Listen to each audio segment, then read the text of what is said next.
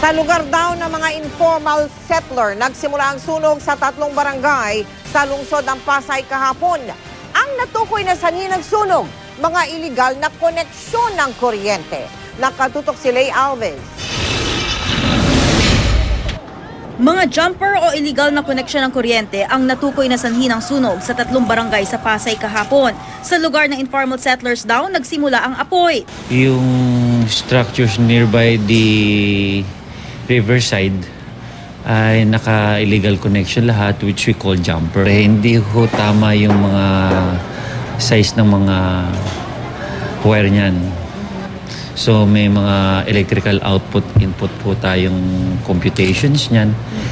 Of course, nagdadagdag sila ng mga appliances.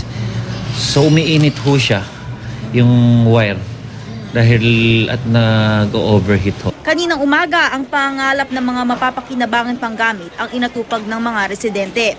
Karamihan sa mahigit 300 pamilyang nasunugan ay pansamantalang sumisilo ngayon sa covered court ng Tipaez Elementary School. Ang ilan nakapagsalba naman ng ilang gamit, pero ang iba tanging suot na damit lang ang nadala.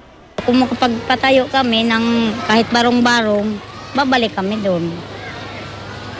Pero kung wala pang samantalan pa lang kami rito. Sana may tumulong sa akin na magbigay ng mga gamit sa panganganak ko.